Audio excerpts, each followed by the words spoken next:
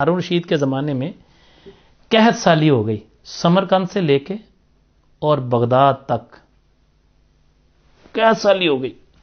ہارون رشید نے اپنے سارے زور لگا لیے کہ کسی طریقے سے قحط سالی ختم ہو جائے۔ کیا زور لگائے بھلا پتہ آپ کو کیا؟ اس نے اپنے خزانوں کے سارے منہ کھول دیے کہ آؤ بھی لے جاؤ آگے، پھر بھی قحط سالی ختم نہیں ہوئی۔ جتنے غلے تھے، مطلب ان کے جو گودام تھے، بہت بڑے بڑے غلوں کے گودام تھے، جو گندم کے ہے نا کھانے پینے کی چیزوں، سارے گودام کھول دیے کہ آؤ بھی آؤ، لیکن پھر بھی قحط سالی ختم نہیں ہوئی۔ اپنی ساری قوم کا ٹیکس معاف کر دیا کہ کسی طریقے سے یہ مصیبت ٹل جائے، پھر بھی نہ ختم ہوئی۔ اس نے ہارون رشید بادشاہ نے جو اسے ہو سکتا تھا نا، اس نے کر دیا۔ یحییٰ بن خالد ان کے استادوں میں سے استاد بھی تھے۔ یحییٰ بن خالد نے ہارون رشید کی بچپن میں تربیت بھی کی تھی، اس نے وزیر بھی اس کو لگایا ہوا تھا۔ اب بادشاہ سلامت نے اس کو بلایا، اس نے کہا کہ میری جو قوم ہے وہ بڑی پریشان ہے، لوگ بڑے پریشان ہیں، قحط سالی کیسے ختم ہوگی؟ مجھے حل بتاؤ کہ قحط سالی کیسے ختم ہوگی؟ جیسے آج کرونا وائرس ہے نا، ہر شخص یہ سوچتا ہے کہ اس کی بیماری یہ کہاں سے کیسے ختم ہوگی، کیسے یہ ٹھیک ہوگی۔ اب ہارون رشید نے اپنے ٹیچر کو جب بلایا، اس نے کہا ایک جنگل میں نا ایک شیر رہتا تھا، اور اسی جنگل میں ایک بندریا بھی رہتی تھی۔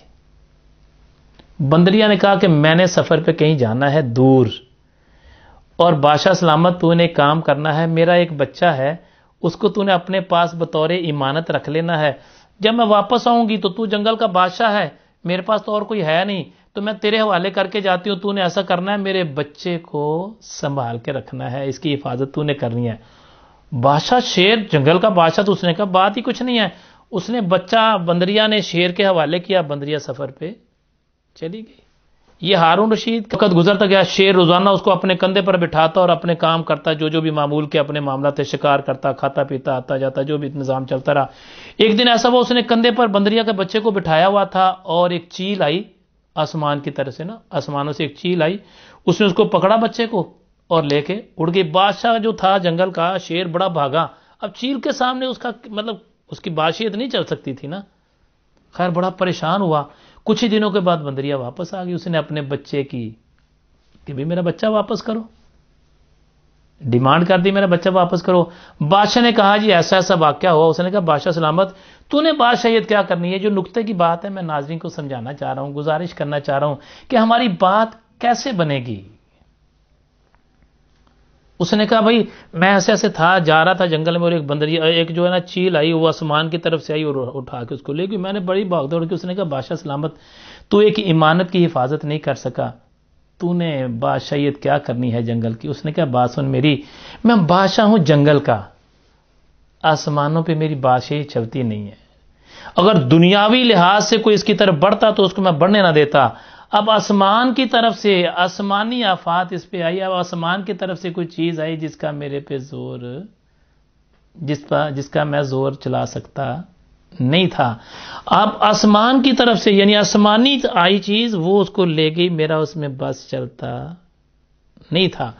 پھر یحییٰ بن خالد کہتے ہیں کہ جو آسمانی آفات ہوتی ہیں نا، اس کا تعلق ڈائریکٹ لنک اللہ سے ہوتا ہے، اور جب تک رب راضی نہ ہونا آسمانی آفات ختم نہیں ہوتی۔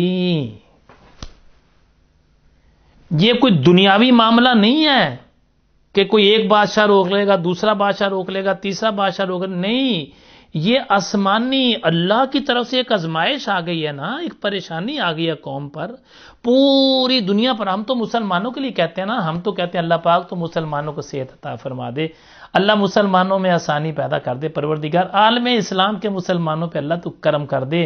اور پھر یحییٰ بن خالد کہتے ہیں، کیا کہتے ہیں پتہ؟ وہ کہتے ہیں کہ جب تک تم آسمانی مصیبت کو ٹالنے کے لیے جب تک اللہ کو راضی نہیں نہ کرو گے تو یہ مصیبت ٹلے گی نہیں۔